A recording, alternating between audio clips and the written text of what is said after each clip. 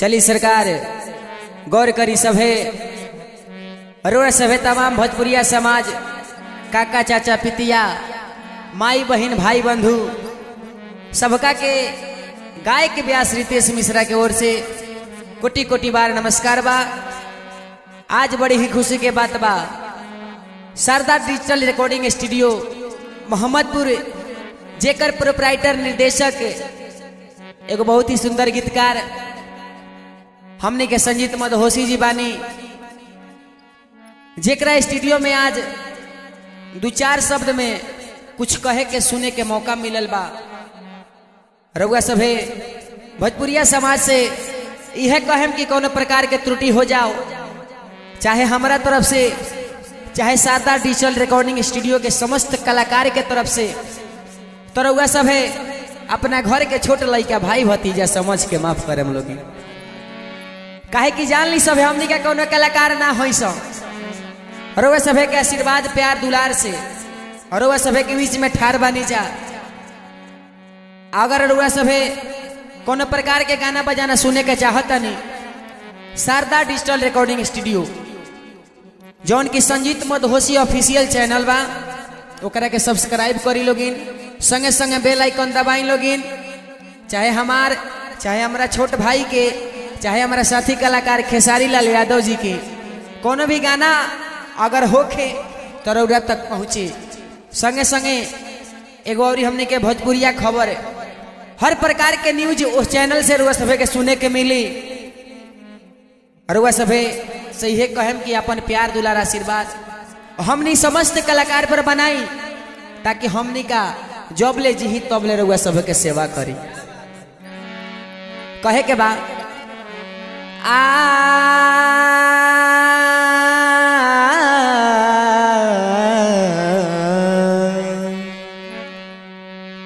प्रेम से बोल दी शिव शंकर भगवान की कि एक बार प्रेमवा से बोला ये सुगनवा जमनवा ललनवा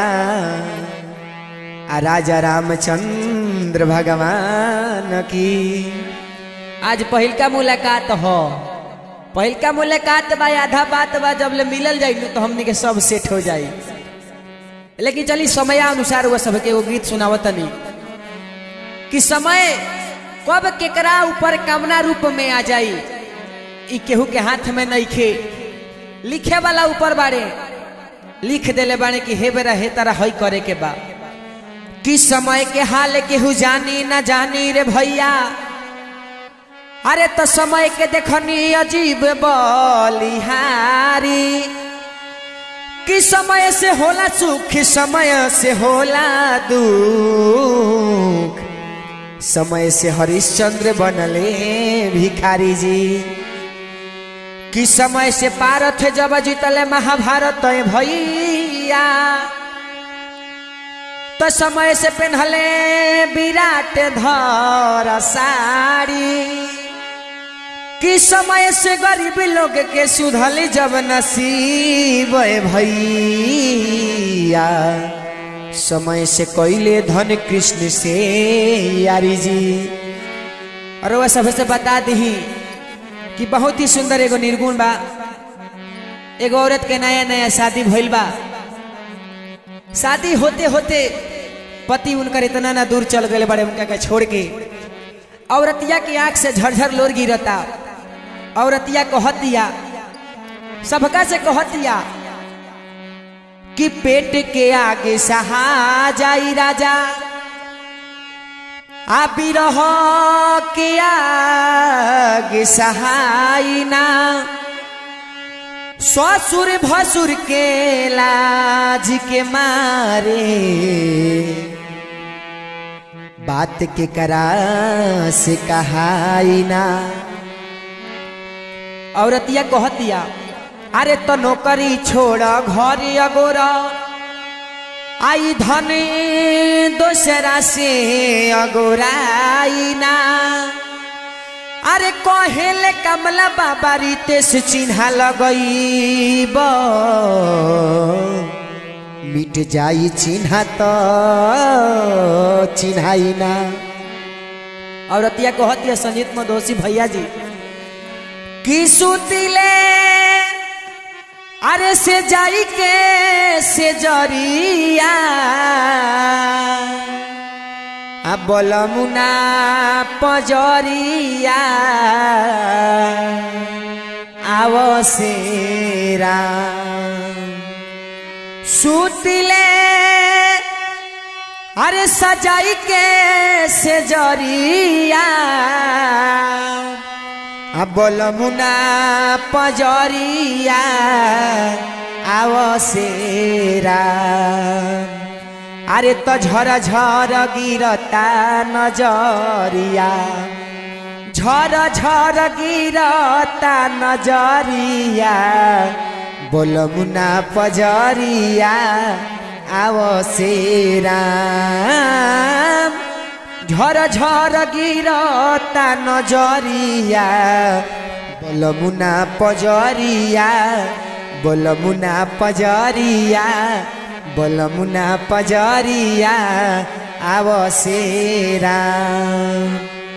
औरतिया बड़ी वियोग में बिया कहतिया के करा से कहिए सैया दिलवा के बतिया सुतला में धक धक धड़केला छतिया के करा से कहिए सैया दिलवा के बतिया सुतला में धक धक धड़केला छतिया मरब हमला गाई के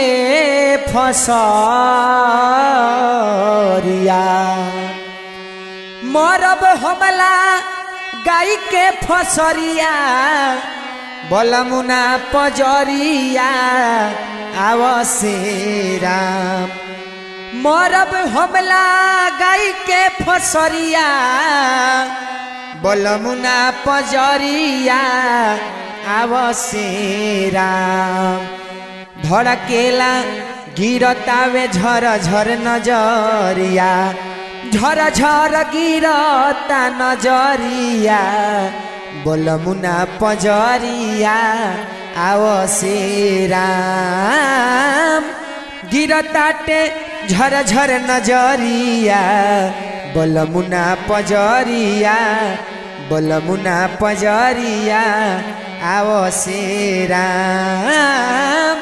झर झर गिरता नजरिया बोलमुना पजरिया आवो सेराम। औरतिया लास्ट में कहतिया गवना करा के सैया चली गईल बहरा तनियो सा मोह दाया लागे नाही ताहरा गवना करा के ये सैया चली गईल बहरा तनियो सा मोह दाया लागल नाही ताहरा अरे मरब हम लगाई के फसरिया फसरिया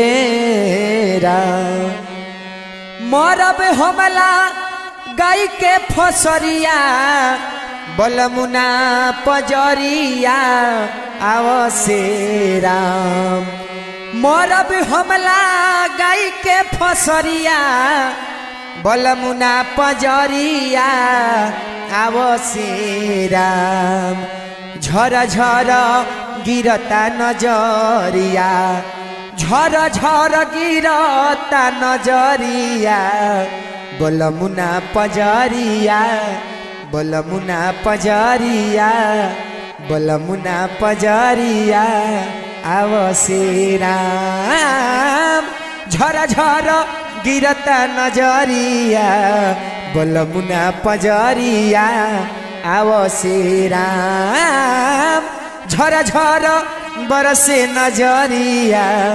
बोलमुना पजरिया बोलमुना पजरिया बोलमुना पजरिया आवो सेराम। चली चलते चलते कोनो प्रकार के हमने के दोनों भाई के तरफ से त्रुटि भइल होके घर परिवार के छोट लड़का भाई भतीजा समझ के माफ करम लोगिन। आ एगो बात नहीं भुलाए कि संजीत मत होशी ऑफिशियल चैनल के सब्सक्राइब करे के बा, बेल आइकन दबावे के बा, ताकि हमने के हर प्रकार के गान बजान रौरा तक पहुँचे। संगे संगे संजीत मदहोशी ऑफिशियल चैनल के साथ साथ भोजपुरिया खबर के भी अधिक से अधिक मात्रा में सब्सक्राइब करे के बा, काहे कि मेन क्वालिटी दोनों पर देखे के मिली। ठीक बा, ऐसे रुआ सब भुलाएम ना। हम रुआ सब से गायक व्यास हाथ जोड़ के रितेश मिश्रा कहता नहीं कि ना भूले के बा आ ना भुलाए के बा। अगर हमनी से प्यार होखे संजीत मदहोशी ऑफिशियल चैनल के संगे संगे भोजपुरिया खबर के ज्यादा से ज्यादा मात्रा में सब्सक्राइब करे के बा, बेल आइकन दबावे के बा। बहुत बहुत धन्यवाद। जय हिंद, जय भारत, जय भोजपुरिया समाज।